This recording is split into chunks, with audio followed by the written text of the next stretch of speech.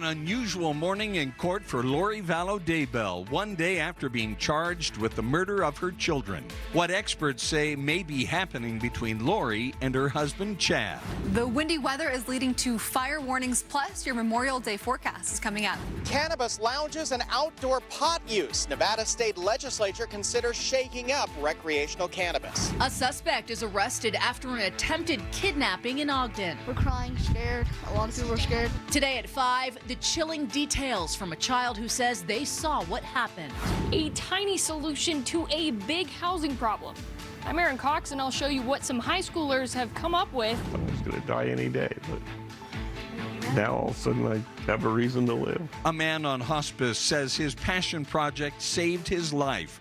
How he found his will to live. Live from Utah's news leader, Fox 13's Live at 5 starts right now. The maximum penalties of all of those counts carry up to, they could all run consecutively, one after the other, or they could run concurrently. Do you understand that? Yes, I do. Mr. Pryor, You just heard Chad Daybell saying he understands he could face the death penalty or life in prison if convicted in the murders of his first wife, Tammy, and Lori Daybell's children, JJ and Tylee. Thank you, everyone, for joining us. I'm Kelly Chapman. And I'm Bob Evans. Chad Daybell will now be arraigned in 2 weeks. But today's court date for his wife, Lori, was postponed. Fox 13's Lauren Steinbrecher joins us in studio to explain what could be holding things up. Lauren. Yeah, Kelly, so Chad showed up in court first this morning, heard the charges, set a future court date. Lori's attorney, on the other hand, is arguing there was a reason not to go forward with her case just yet.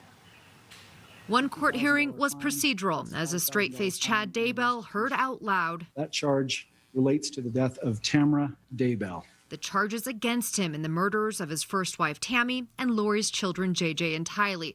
The fact that Chad could face the death penalty. Mr. Daybell, is that correct?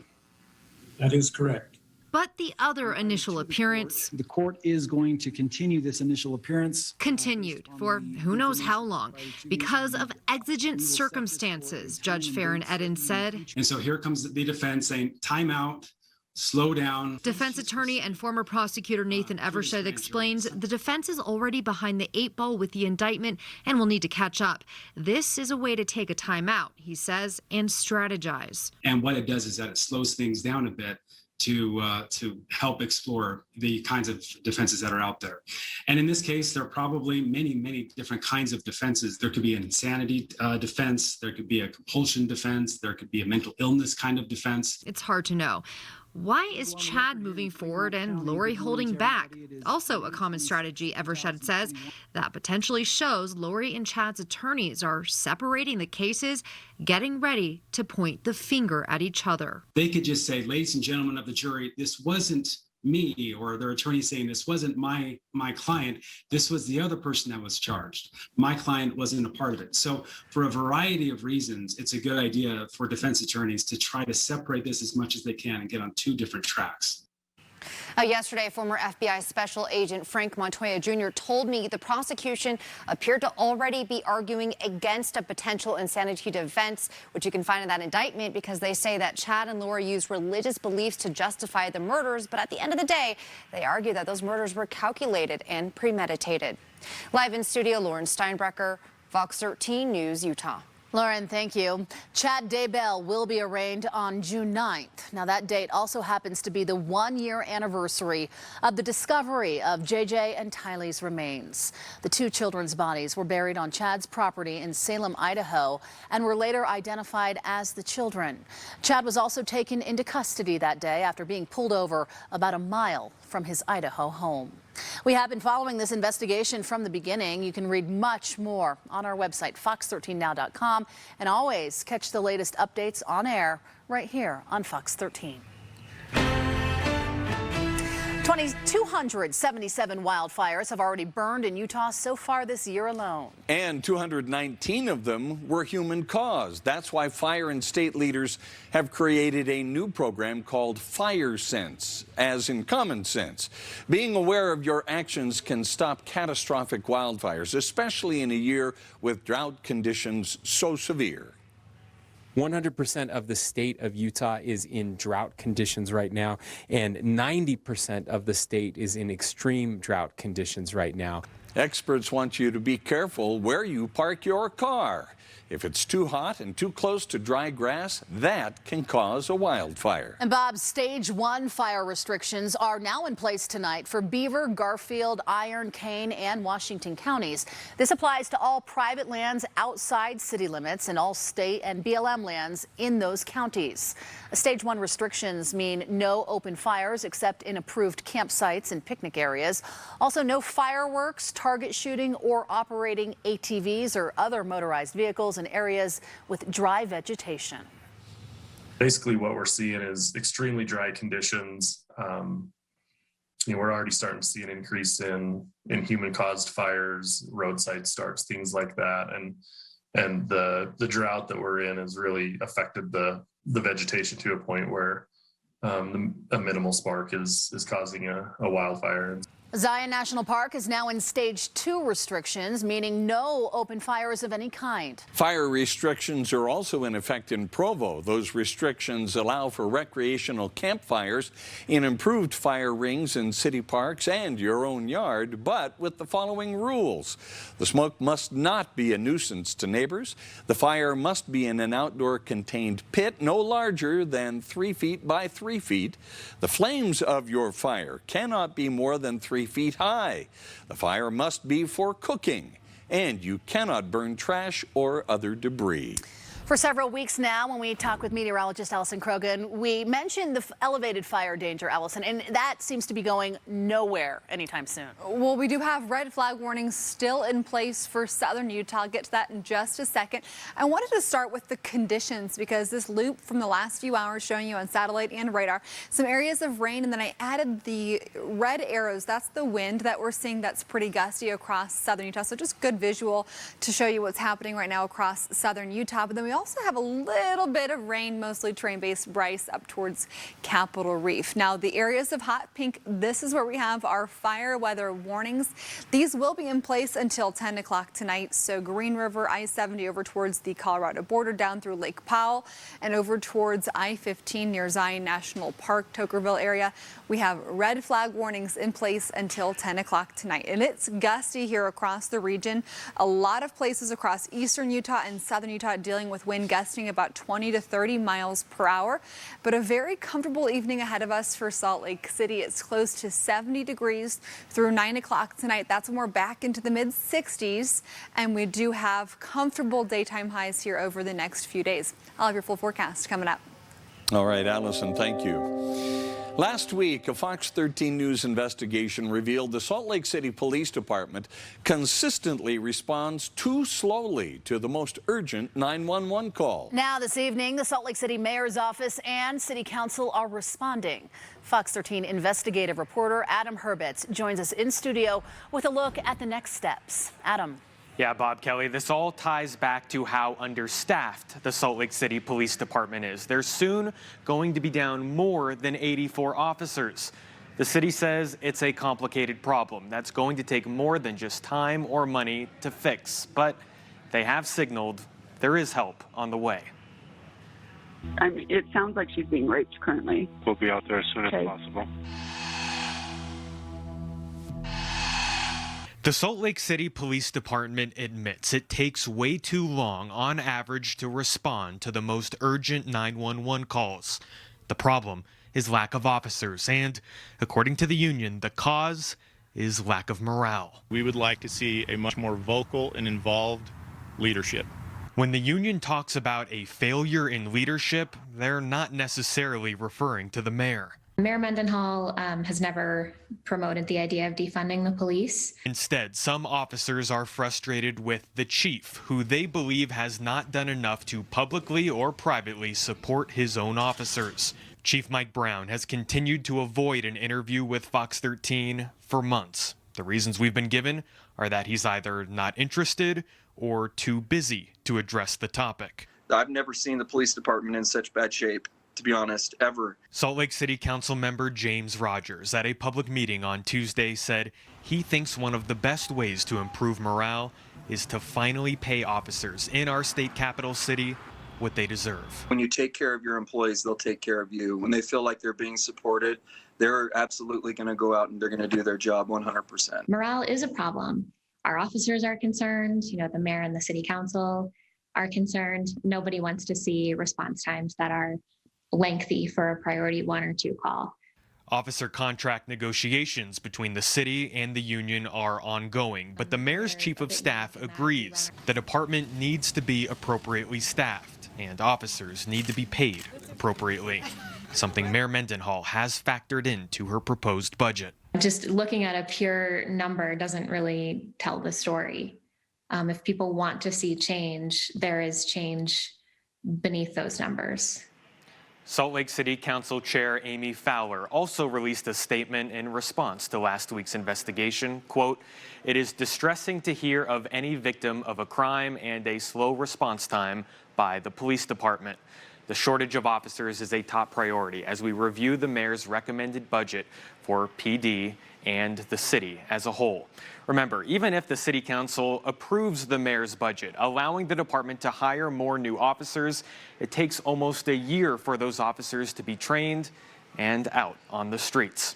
We're live in studio tonight. Adam Herbets, Fox 13 News, Utah. Adam, thank you. If you'd like to see Adam's full investigation on slow Salt Lake police response times, go to fox13now.com. Another mass shooting, this time in San Jose, California. We'll have details on this tragedy right across the street from the Sheriff's Department. And those in need of mental health help will soon have a new place to go. Why those in charge of the project say it comes at a pivotal time for Utahns. Grief counselors were on hand for students at Westlake High School in Saratoga Springs today, just a day after a student was killed in a car crash. 16-year-old Ammon Blake was a driver when he was hit by a car that police say may have run a red light yesterday afternoon. Blake was turning left at the intersection of Harvest Hills and Redwood Road. The 28-year-old driver of the other car is now hospitalized in critical condition. Grief counselors will be on hand at the school for the remainder of the week. Salt Lake County Arts and Culture unveiled its newest performance space this morning. The city of Taylorsville partnered with the county, providing the land through a long-term lease and giving money for the Mid-Valley Performing Arts Center. The 70,000 square foot facility includes a 400-seat proscenium theater, a 200-seat studio theater, and rehearsal spaces for both. Taylorsville deserves a site like this. Taylorsville, what a wonderful community, what a wonderful area. And I say Taylorsville, but everybody gets to enjoy this. Salt Lake County Arts and Culture also operates venues such as the Eccles Theater, Abravanel Hall, and the Utah Museum of Contemporary Art. For more information, go to fox13now.com. Utah's capital city is getting a new mental health center. Ground was broken today on the Huntsman Mental Health Institute Campus of Hope. It's a partnership between the University of Utah and Huntsman Mental Health Institute, as well as other state and county leaders. The new facility will welcome people experiencing a mental health crisis 24/7. This represents over a 20% increase in the number of beds available to meet the needs in our community. The single largest donation to this project came from the Huntsman family, $150 million. The Nevada State Legislature is considering some big changes to recreational pot and how you get it. In national news this evening, at least 8 people now dead, several others injured in a mass shooting at a public transit maintenance yard in San Jose, California. A law enforcement source identified the shooter as Sam Cassidy, a transit employee who took his own life. The shooting forced the transit authority to shut down rail service in the city for part of the day. Families and friends of the employees are desperate for answers. They gathered at the nearby Sheriff's County office, where authorities established a reunification center. People in the organization know everyone. This is a terrible tragedy, and we will do everything we can to help people get through this. Authorities say explosives have been found at one of the crime scenes. Right now, a bomb squad is searching for other explosive devices. We'll keep you posted as we learn more. President Joe Biden is now directing the intelligence community to investigate the origins of the COVID-19 pandemic. While many scientists believe the virus emerged naturally at a wet market in Wuhan, China, its sources has not been definitely traced. Now, the lab leak theory, which was once considered a conspiracy, is now gaining traction. A U.S. intelligence report found several Chinese researchers got sick with COVID-like symptoms and had to be hospitalized before China's first reported case. The lab and China's government strongly denied the report. If it did come out of a lab, that would be a first for the world, is that right? I believe so. President Biden is ordering investigators to report back to him in 90 days with more evidence on the lab leak theory. New at 5, huge changes to Nevada's recreational marijuana laws. They're now being considered by the state's legislature. If they pass, they could have big implications for Utahns who head to West Wendover and Mesquite to recreationally smoke marijuana. And community leaders have mixed opinions. Fox 13's Ben Winslow has more from West Wendover. Nevada's state legislature is considering 3 bills that will impact how people can access recreational cannabis, and it'll have an impact here in the border towns. When cannabis was made legal in Nevada, it's only permitted in private homes. It's been an issue since Nevada voters legalized recreational marijuana use back in 2016. Now the Nevada state legislature could finally address the issue of where visitors can use cannabis, because right now it's illegal. Not in a hotel, not in a casino, not anywhere in public. As a state that relies heavily on tourism, as a community that relies heavily on tourism, we're going to see those cannabis tourists. We already do see those cannabis tourists. West Wendover's mayor says he's in support of a bill that would create special cannabis lounges near dispensaries where people can use legally. While it's designed to address Las Vegas with its millions of visitors, that bill would also have an impact on the border towns of West Wendover and Mesquite. I'm not in favor of it. I know we get a lot of customers from out of state, primarily out of Utah. Mesquite's mayor believes it would create too many problems. It's bad enough you've got the people that leave the casinos and the bars at late hours and they're inebriated, so that we got to, our police have to deal with that situation. It would be even doubly worse if they were to, let's say, go first to a lounge and consume and then go to the bar. For me, it would be irresponsible not to allow at least one cannabis lounge, but we have to find a way to responsibly regulate that. Another bill would allow certain events to have designated cannabis areas. An outdoor concert that is limited to individuals 21 and over could have a designated space set aside where individuals could consume cannabis products. The mayors of both West Wendover and Mesquite have some concerns about that bill, but they support a bill that came out of the COVID-19 pandemic allowing for curbside pickup of cannabis products. It's something Utah medical cannabis dispensaries also use right now. The Nevada Dispensary Association is pushing for all these bills to get through. Now that tourists are coming back, we're going to see, hopefully, additional revenue, additional tax dollars to our state. And the clock is ticking on those bills. The Nevada State Legislature is scheduled to adjourn next week. In West Wendover, Nevada, Ben Winslow, Fox 13 News, Utah. Such a nice day here across the state. Gorgeous. Temperatures are pretty comfortable, even though it's a little bit cooler than yesterday. But Alta Albion Basin looking so nice this afternoon. Salt Lake for the rest of tonight. Temperatures will be in the upper 60s till about 9 p.m. Then we're back into the mid 60s. But just a very comfortable evening. We'll have highs tomorrow that are a little bit warmer. And then we do have some areas of light rain for Capitol Reef up towards the Green River area, just north of I-70, up towards the beginning of Highway 6 on the way to Price. But wind is a primary concern across southern Utah, as we do have fire concerns. But northern Utah, mostly clear sky and a little bit of a breeze. But red flag warnings, fire weather warnings are in place. Started at noon today. They go until 10 o'clock tonight. For southern Utah, this will be until 10 p.m. Again, keep in mind with the warm temperatures, the breezy conditions and low relative humidity, all of those things combined, once you get that wind picking up, it really can create the hazardous fire conditions. So just got to be careful, especially heading into this upcoming weekend. But Right now, the wind is gusting Roosevelt and Vernal about 30 miles per hour.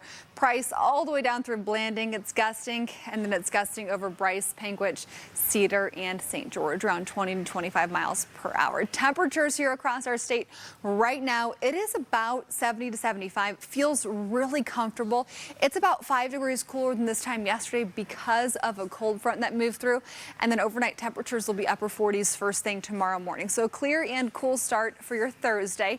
And then highs will be around 80. So if you wanted to find a patio to go to tomorrow night or eat on your own patio, great weather. Same thing Friday night. Heading into this upcoming weekend, we're going to have great conditions for you. But Futurecast, rest of this evening, that chance for rain across southern Utah. That dies down about 9 o'clock once that sun goes down. We see clearing overnight, a few more clouds that move in for your Thursday afternoon. So we look at the bigger picture here. I have so much heat to tell you about by the end of next week. We get to next Wednesday and Thursday. Look at this, June 3rd. First weekend of June, going to be a hot one. End of next week, close to 90 here in Salt Lake City, St. George, potentially into the triple digits. So overnight temps will be about 45 to 55 tomorrow morning. Highs will be about 70 to 80. St. George, you're near 95 for much of your 7-day forecast. Bringing you through Memorial Day, you're back into the upper 90s Sunday and Monday, 101 by next Wednesday. For the Wasatch Front, 80s or close to it through Saturday and Sunday and Monday, and then back close to 90 by next Wednesday. It could happen to anyone, any day. A suspect is behind bars after an attempted kidnapping in Ogden. Scary. I did not want to go to school today. Hear from a child who saw the frightening encounter, plus how the Ogden School District is responding. I never thought I'd be on hospice in the first place, but now to get off it, just overwhelming. A man suffering from multiple sclerosis is finding his will to live. Why he credits a letter for saving his life. And Donovan Mitchell is back in action tonight as the Utah Jazz take on the Memphis Grizzlies. We'll have a preview of Game 2 in their playoff series coming up in sports. Welcome back, everyone. In today's Money Watch, there will be some pain at the pump this holiday weekend. AAA says Memorial Day weekend gas prices are expected to hit levels not seen since 2014. GasBuddy.com says part of the reason for the spike is oil production has not made a full recovery to pre-COVID levels. AAA says the national average has stabilized since the Colonial Pipeline cyber attack, but warned gas prices will likely fluctuate leading up to the holiday weekend. Okay, check your cabinets. Ikea is recalling nearly 160,000 pieces of dishware. The Consumer Product Safety Commission says that Heroisk and Talrika bowls, plates, and mugs can become brittle and break. This could cause hot food or liquid to leak out, leading to burns. There have been more than 120 reports of breakage, with at least 4 resulting in injuries. U.S. stocks closed slightly higher today as investors grew more comfortable that the Federal Reserve and other central banks would maintain their economic support despite a near-term bout of inflation. The Dow inched up 11 points to close at 34,323 on this, its 125th birthday. The Nasdaq added 11 and the S&P rose 8.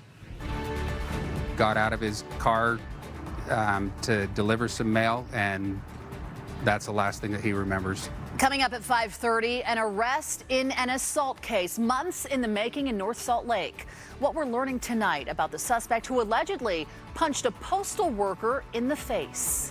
Some numbers from the U.S. Census Bureau in a big survey of Utahns show how many of us are having trouble paying rent. We're going to tell you all about it after the break. Maybe the big solution to Utah's housing problem is tiny. I'm Aaron Cox, and coming up next, I'm going to show you what a group of high schoolers are doing and what could potentially become a trend.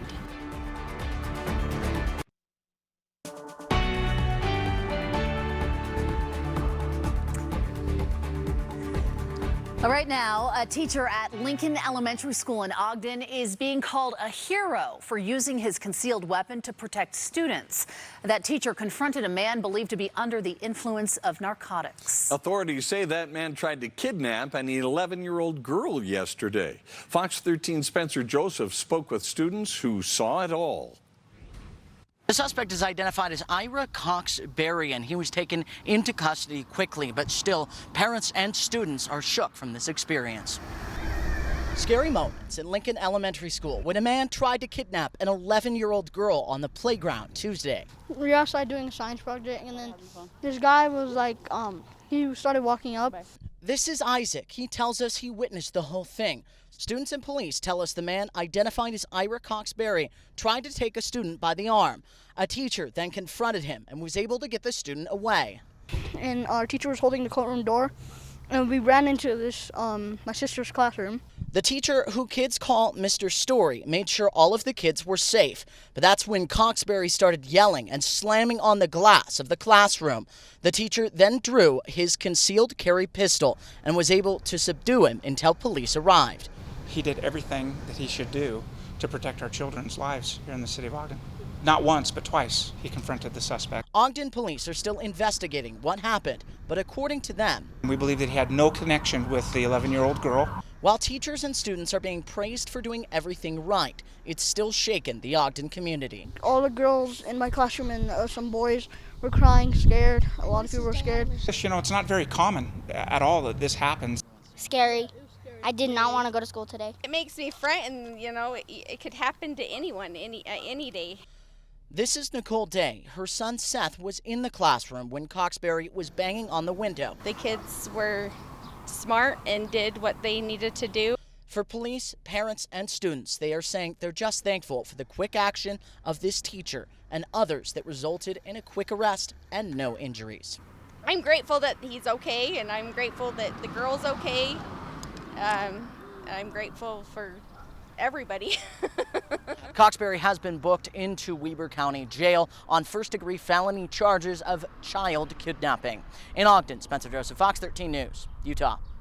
In other news, we now know the name of a homicide victim in West Valley City. Just about an hour ago, police did identify the victim as 27-year-old Juan Jose Zamora Guerrero.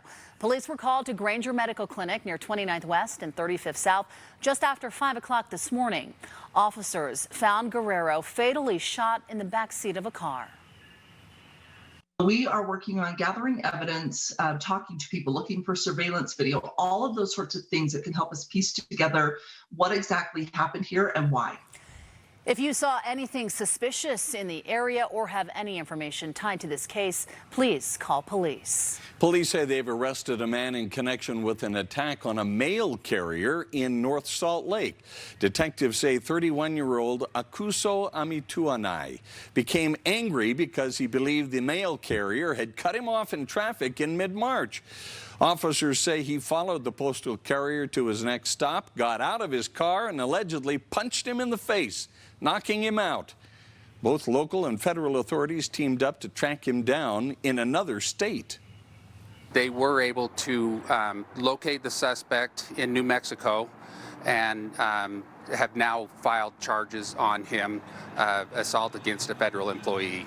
Police say Amituanai has family in the Davis County area, which is why he was there in the first place. He now has a summons to appear before a federal judge on several charges.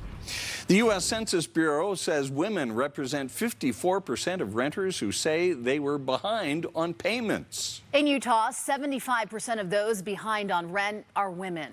In depth today, Fox 13's Max Roth looks at what the numbers say about Utahns who are still struggling. Utah has a strong economy in terms of the availability of jobs, but the National Low-Income Housing Coalition says you need to earn almost $20 an hour to afford a two-bedroom apartment here. And the U.S. Census Bureau has learned a lot of Utahns just can't make the rent. A lot of Utah's renters are struggling, housing prices pushing them out of the communities where they work. The problem is the market. The market can get, higher rents. And unfortunately, we have a lot of people who are working in low-wage jobs. Tara Rollins is executive director of the Utah Housing Coalition. She's worried about the people she serves. But we're going to see, a wave of people being evicted. The U.S. Census Bureau has surveyed residents of every state from the start of the pandemic on questions that include housing. And the latest results taken from April 28th to May 10th show 9%, an estimated 33,723 Utahns behind on their rent. 3 out of 4 of them are women. 12% of renting households with children owe back rent. That is twice the rate of households without children. And look at household size. 2 groups are most likely to owe rent: those with more than 7 in the household and those with 3. About that number 3. It's usually a single parent and 2 children, I would say. Another life circumstance that's clearly a factor: marital status. Widowed, divorced, and separated people far more likely to say they owe rent. Like anybody, if you have a support system and all of a sudden half of it's gone. Rollins brings it back to a national debate. We've been getting some pushback about housing as infrastructure, but housing is infrastructure. Another disparity was clear from the numbers on rent. Hispanic Utahns are 2.5 times more likely to be behind than non-Hispanic white Utahns. In studio, Max Roth, Fox 13 News, Utah. New at 5:30, there is a high school project here in Utah catching the attention of home builders and buyers across the country. As Fox 13's Aaron Cox shows us, it could even become a solution for Utah's growing population. All right, this is our tiny home. From the carpet to the couch. Come check out our loft up here. To the interior design and indoor plumbing. We were hands-on from the beginning. We framed it, insulated it, all the way up till the finishing touches. All was built by high schoolers. We were out here each day, you know, with hammers and nails, and we had the whole tool bag. The newly finished tiny home first started as a flatbed trailer. This under here, that's what we started with. My students would come in during class period and we would paint and then tape, and then we just kind of went from one thing to another to another. A labor of love for both students and teachers at Weber Innovation High School. I feel like if I didn't build this, I wouldn't know there were lines right here. Water lines and all these, the ceiling and in this wall. It's fun for myself, it's fun for them. But this class project is not just a good hands-on experience. A home like this would be a great home for folks to use like in a cabin property. It could be a solution to an ever-growing population. Jared Weiberg is in the middle of turning 2 shipping containers into someone's next home. I would compare it to like a small studio apartment. 9-foot ceilings and a space Jared's dog BB even looks small in. Even though it's a small space, it's designed to be a quality space. So someone could take this space here, and if you played with Legos, you can add more on top, to the side, you move them around. A house Weiberg believes could be affordable and comfortable. This could be a fast solution to a lot of the housing issues that we're seeing occur now in Utah with the incredible growth that we're seeing. Options at least Salt Lake County is looking into, and it's something students can keep working on. 4 or 5 requests to do custom tiny homes. Building a better future in more ways than one. The bottom line with what we're doing is that my students are learning like good skills. It's pretty awesome to see something that you put together with your own 2 hands. All in all, it cost about $42,000 to build this tiny house, and Ortega says they're hoping to sell it for $49,000, which is a much lower price than what the market is asking for. In Weber County, Aaron Cox, Fox 13 News, Utah. Looks cozy there. Okay, would you rather have cash or free child care? Coming up, what Senator Romney thinks American families need more. Plus, it's a nice day here across northern Utah, but the fire weather will continue across the south. We're back in 60 seconds.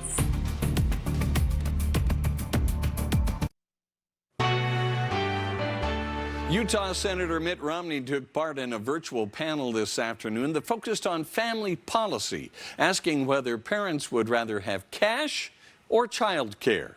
Senator Romney discussed the Family Security Act, which he proposed in February as a counter to President Biden's American Families Plan, where the president's plan invests $200 billion in universal preschool for all 3- and 4-year-olds. Senator Romney's proposal provides direct cash payments of up to $4,200 per child directly to families every year until the child turns 18. It's giving the parent the financial resources to make their decision where they want their child to be cared for. And if they want center-based care, that's fine. They can use the money they receive for center-based care. Deseret News contributor Brad Wilcox moderated today's discussion. Panelists include BYU Wheatley Institution Fellow and Deseret News contributor Jeanette Erickson and Margarita Mooney Suarez, a professor at the Princeton Theological Seminary. An extraordinary school year has come to an end for thousands of Utah students. Washington County School District is one of the very first to let out for summer. This year challenged students and teachers like never before. The Smith family says it was difficult at first, but they quickly hit their stride. It was different because we had to social distance a lot and wear masks. Staff credit the students for being resilient. And while COVID-19 cases came close to requiring some schools to turn to remote learning, the district says the diligence of students, teachers, and a little luck allowed them to stay open. Pieces of paper left on hiking trails are having a global impact. Still ahead, how these letters of hope are inspiring not just the people who find them, but the author who wrote them to keep going. Tonight's game 2 between the Utah Jazz, Memphis Grizzlies. Joe Ingles will tell us what the Jazz need to do to avoid losing another game at home. And Corner Canyon's Jackson Dart got a big surprise from the #1 pick in the NFL as he was presented with a big award this afternoon.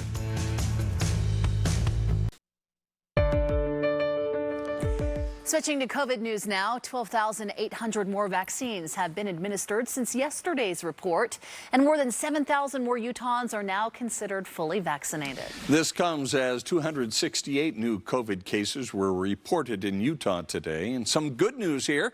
There are no new deaths linked to the virus in today's report. The 7-day positivity rate is 6.6%. It's just uplifted my life. Made me want to live again. We first introduced you to Brandon Lingwall last year. The Utahn is on hospice with multiple sclerosis. Through other people's hands, his letters of hope have been shared on mountains all around the world. As Fox 13's Sydney Glenn shows us, the impact of the letters are having is positively Utah. A letter. And it seems like everybody that finds it needs to find it. Sitting on a mountain. It's crazy that it's changing so many lives. Of hope and love from Brandon Lingwall. That's what's keeping me going. Has saved his life. At least that's what he says. I never thought I'd be on hospice in the first place. But now to get off it, it's just overwhelming, you know?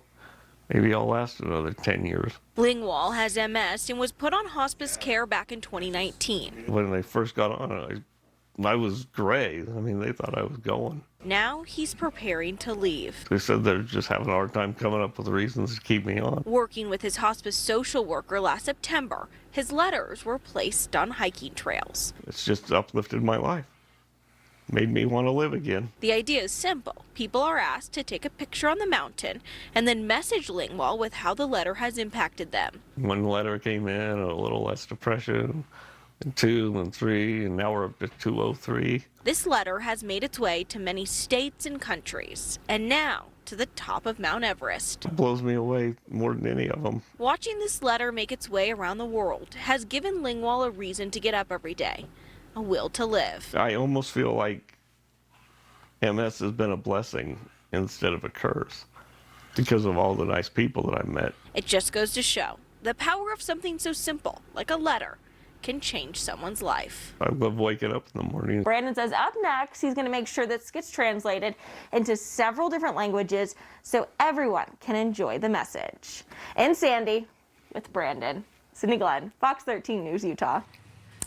Brandon Lingwall believes the connections built through those letters may have helped his physical condition, and there is some science to actually back that up. That's right. According to a study first published in the Journal of Health and Social Behavior in 2011, adults who are more socially connected are healthier and live longer than their more isolated peers. That's a touching story. Yeah. Well, what a beautiful day today. Another one. We are lucking out, Allison, in the weather department. What are we doing in this studio? Let's take the show on the road. Let's get outside. It is such a nice afternoon, and we had a luncheon at work today. We were outside. It felt so great, and I hope that you can get outside. We've got some people golfing right now on our Oldsmobile golf camera, but 72 currently. Our wind is out of the northwest, about 15 miles per hour, so a little breezy, but you can still do those outdoor activities that you love. But temperatures today below average, a little bit cooler than it was yesterday, but tomorrow's going to be back close to average. So as you wake up along the Wasatch Front, clear sky first thing in the morning. It'll be about 50 degrees, mid 50s at 8 a.m. and by 10 a.m. 66 and sunny here in Salt Lake City. We have mostly clear sky this afternoon across northern Utah, southern Utah. That's where we're seeing most of our wind currently, and also areas of rain.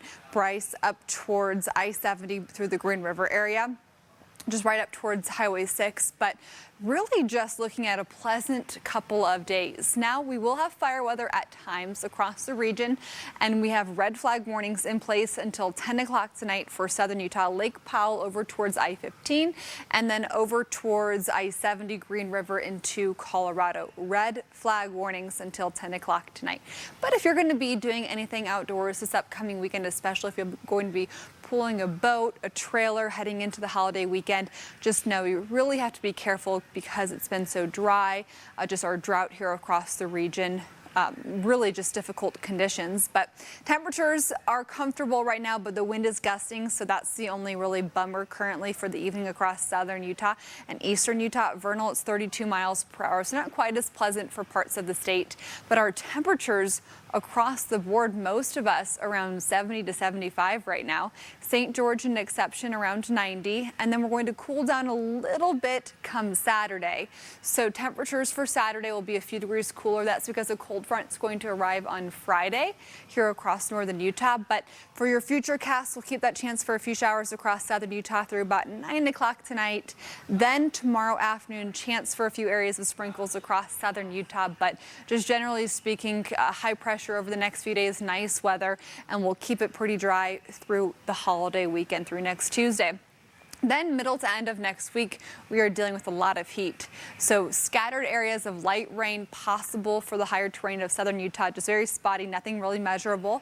Overnight temps will be about 45 to 55, highs tomorrow, around 70 to 80, pausing this at 5 o'clock tomorrow night.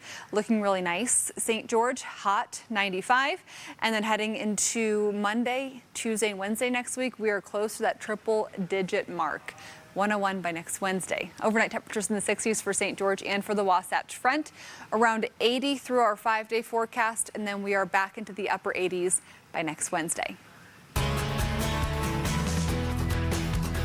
Well, it's not quite a must-win for the Utah Jazz, but it's pretty close. After losing Game 1 to the Memphis Grizzlies, the Jazz need a win tonight to even up that first-round playoff series at a game apiece. Fox 13's Morgan Vance joins us live from Vivint Smart. Oh, it's not Smart Home Arena anymore, but Vivint Arena. Hey, Morgan. There you go, Jeff. We all make mistakes. You know, imagine if the Western Conference's top seed actually dropped both games at home, falling in a 0-2 hole. That would not be good. Memphis is technically a 9 seed. They're not even an 8 seed because of the way that this year's playoff format is structured. So whether the Jazz want to admit to it or not, the pressure is sky high tonight for Game 2. Of course, I've said this before, and I've been wrong, but expect to see Donovan Mitchell back in the rotation tonight. 100% or not, the Jazz can't afford not to have Don back. The question is, how quickly can he shake off the rust after being away from it for 40 days now? But the rest of the group has to show up as well. For example, Utah shoots 39% from 3 on the season, but Sunday night in Game 1, they were just 26% from the 3 line. We just got to go out and play better. We got to go out and play better. Focus on the things that have got us to where we were at the end of the regular season, which obviously worked for us. Play that way, play that style. Lock in on those things. Obviously, it's a series, so there's going to be adjustments as we go on through X amount of games, and we'll do that. I'm confident, obviously, in our group that we can, and that we can change those things that we didn't do as well on whatever night it was a few days ago. As for the Grizzlies, they have now won 3 straight playoff games, 2 of those upsets, so they're feeling pretty good about themselves. The line on tonight's game is Utah favored by 9 points, and tip-off is at 8. From the Viv, Morgan Vance, Fox 13 Sports. Wanted to be the one to announce and congratulate you on being the 2021 Gatorade National Football Player of the Year, man. Congrats. No way, man. Yeah, this was a surprise. I had no idea what. Hold the smile. Yeah, Jackson Dart surprised by Jacksonville quarterback Trevor Lawrence with the National Gatorade Player of the Year award. Jackson led Corner Canyon to a 6A state championship last year, passing for over 4,600 yards and 67 touchdowns, rushing for nearly 2,000 more and 12 more touchdowns. I just think with Corner Canyon, I was just put in just a great situation to succeed with Coach Kerr being one of the greatest coaches of all time already. All the different players that I had around me that were extremely talented and just a great atmosphere that I was able to thrive in. Yeah, I just think that I was just blessed to be in a great situation. Yeah, Jackson will play college football at USC. We'll be right back. Oh, nice. Beautiful. We showed this camera at 4 o'clock, and it was beautiful then. And it wasn't still is. Oh, my goodness. Weather remains gracious. constant today. Yeah. Yeah. South end of Great Salt Lake there in the Tooele Valley, and I-80 heading off to West Wendover. Looks pretty sparse out there, doesn't it? It does, but it's gorgeous. Nice temperatures throughout the evening, which is great because I know a lot of graduation ceremonies are happening tonight, Allison. Yes, congratulations to those kids. Yeah, congratulations, and we hope to see you right here at Fox 13 News at 9.